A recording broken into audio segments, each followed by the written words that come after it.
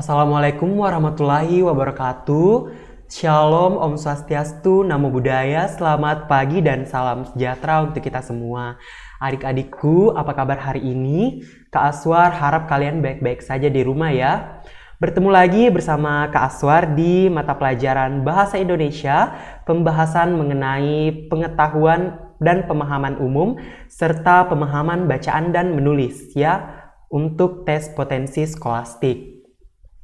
Oke adikku, untuk memulai kelas kita hari ini, kita akan membahas soal nomor 1 terlebih dahulu ya. Nah, perlu Kak Aswar tekankan kepada kalian untuk menjawab soal PPU dan soal PBM. Langkah yang pertama yang harus kalian lakukan adalah baca soalnya terlebih dahulu. Jangan dulu baca bacaannya. Mengapa demikian? Karena tidak semua yang diminta di dalam bacaan itu maksud Kak Aswar, tidak semua yang diminta di dalam soal itu semuanya mencakup keseluruhan bacaan. Mungkin yang diminta oleh soal itu hanya mencakup beberapa bagian saja yang ada di dalam bacaan. Jadi soalnya dulu yang kalian baca, kemudian kalian nanti korelasikan ke dalam bacaan, pasca kalian ilhami apa yang diminta oleh pertanyaan yang ada di dalam soal. Seperti itu ya. Nah oke, kita langsung saja ke soal nomor 1. Soalnya di sini mengatakan bahwa inti kalimat pertama paragraf kedua adalah apakah A. penelitian menunjukkan, ataukah B. kami menunjukkan, ataukah C. kulit memproduksi inhibitor, ataukah D. Profesor Sarah E. Miller mengungkapkan pernyataan, ataukah E. Oh ini tadi D ya. Nah ataukah E. pernyataan penulis studi yang dipublikasikan dalam jurnal Cell Reports. Nah, perlu kita ketahui adik-adik bahwa untuk mencari yang namanya inti kalimat,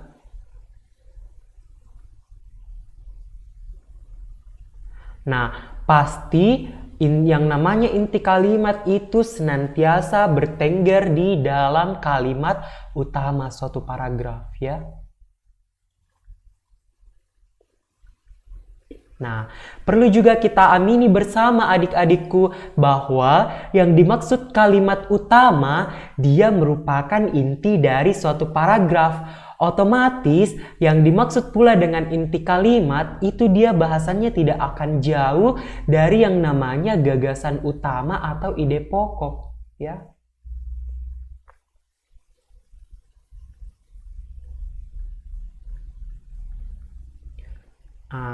Gagasan utama atau ide pokok dengan tetap memperhatikan struktur inti dari kalimat itu ya. Dari kalimat tersebut ya. Nah seperti sebagaimana yang telah kita pelajari atau yang kita tahui bahwa struktur dari paragraf ini yang pertama, struktur dari paragraf itu yang pertama ada yang namanya kalimat utama ya. Nah, apa bahasannya ini kalimat utama Kak? Kalimat utama dia adalah kalimat yang menjelaskan secara umum keseluruhan bahasan atau keseluruhan yang dijelaskan di dalam suatu paragraf. Maka dari itu kalimat utamalah yang senantiasa disebut sebagai inti paragraf. Seperti itu. Nah kemudian yang kedua ada yang namanya kalimat penjelas. Kak, apa yang dimaksud sebagai kalimat penjelas? Kalimat penjelas adalah kalimat yang berfungsi untuk menjelaskan secara detail, menjelaskan secara rinci apa yang telah diutarakan di dalam kalimat utama. Dalam artian, posisi dari kalimat penjelas ini, dia harus senantiasa mendukung berdirinya kalimat utama. Seperti itu ya. Nah, kemudian selanjutnya ada yang kita sebut dengan ide pokok atau istilah lainnya adalah gagasan utama. Ide pokok itu dia adalah bagian yang ada di dalam paragraf yang tercantum di dalam kalimat utama. Sehingga dapat kita simpulkan bahwa satu kalimat utama dia mengandung ide pokok, dan ide pokok dia senantiasa terkandung di dalam kalimat utama. Sehingga bagannya itu dapat kita gambarkan seperti ini. Kita buat suatu lingkaran. Nah, kemudian kita buat dua sublingkaran di dalamnya. Nah, kemudian di satu sisi kita buat satu inti lingkaran. Nah, lingkaran yang besar ini, inilah yang kita sebut dengan paragraf. Begini dia pola pikirnya ya adik. Ini yang disebut dengan paragraf. Kemudian dua sublingkaran yang ada di dalamnya. Satu, ini kita sebut sebagai kalimat utamanya. Ini kita sebut sebagai kalimat penjelasnya.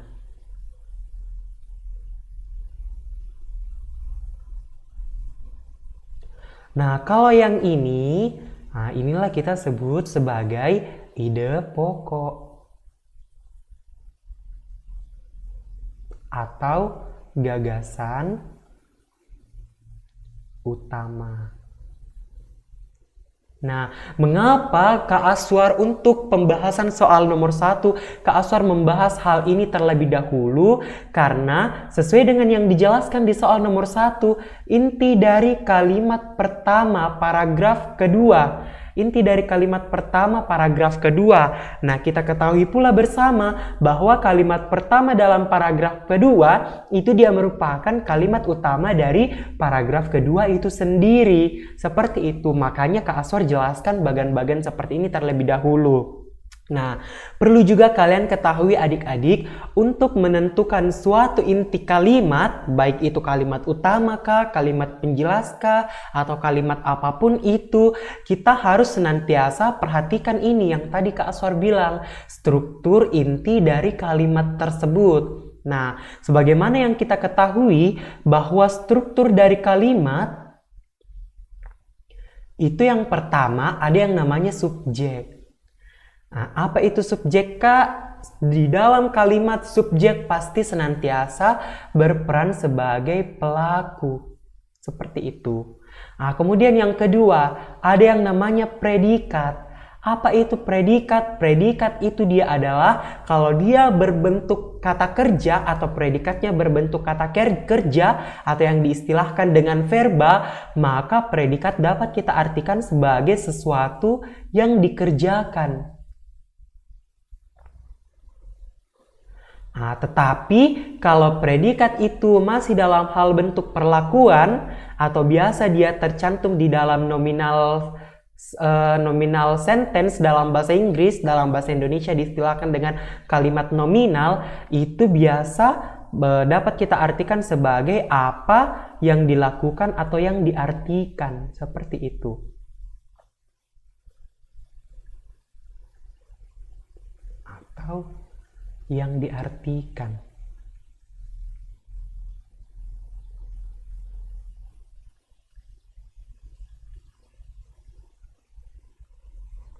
Salah. Seperti itu ya. Nah, kemudian struktur yang ketiga, ini dia mencakup juga unsur-unsurnya. Ada yang namanya objek. Apa itu objek Kak? Kalau subjek tadi adalah pelaku, predikat adalah yang dikerjakan, yang dilakukan, yang diartikan, maka objek dia adalah yang dikenai pekerjaan, yang dikenai perlakuan, yang dikenai pengertian, seperti itu ya. Yang dikenai pekerjaan, bla bla bla bla. Silahkan korelasikan ke fungsi predikat yang tadi adik-adik.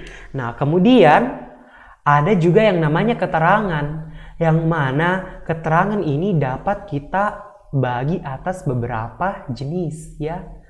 Yang pertama ada yang namanya keterangan tempat. Bagaimana itu contohnya keterangan tempat, Kak? Misalnya, ada kalimat yang di sana dia mencantumkan kata atau frasa di rumah Bapak, di sekolah saya, di taman bermain. Nah, karena ini dia menunjukkan tempat, maka dia dapat kita kategorikan sebagai keterangan tempat. Seperti itu. Nah, kemudian ada yang namanya keterangan waktu. Bagaimana bunyi kalimatnya ini, Kak? Contoh di pagi hari, 2 minggu yang lalu, 1 bulan kemudian, besok, kemarin, dan lain-lain. Itu yang dimaksud sebagai keterangan waktu. Kemudian ada yang namanya keterangan suasana.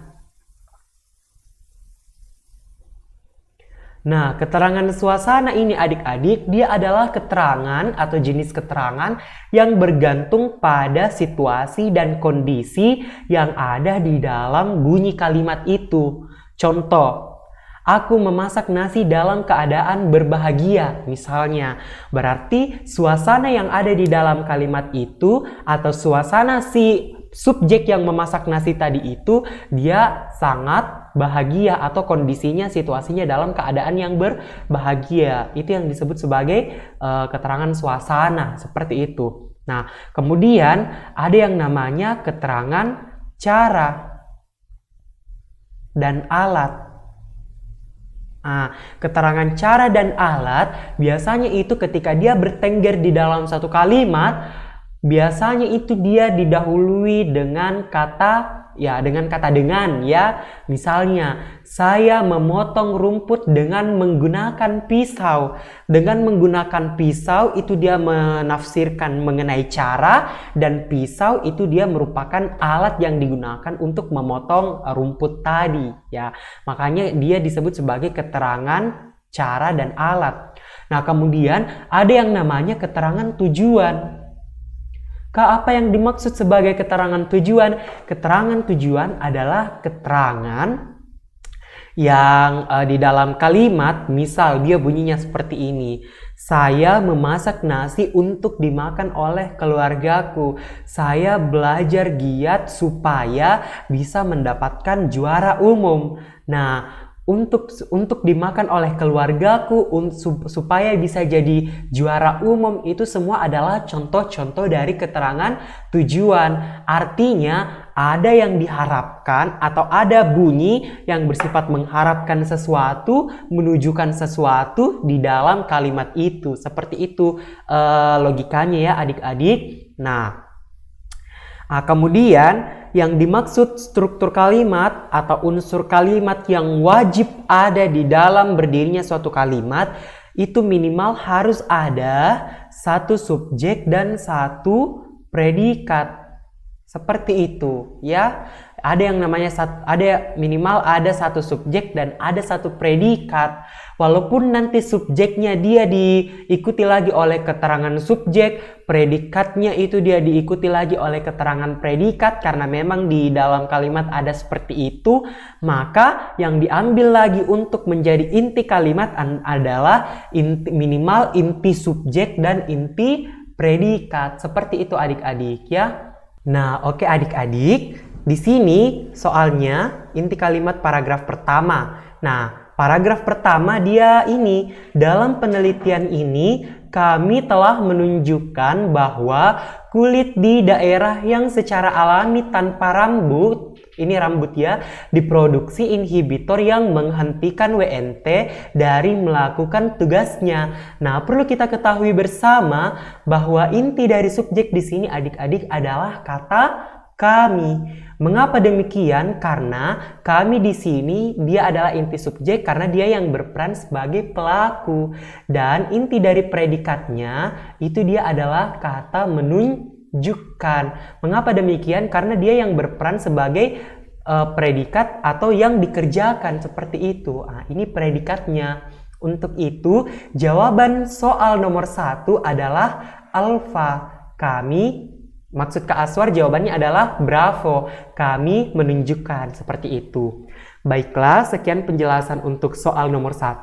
Sampai jumpa ke pembahasan soal selanjutnya. Terima kasih.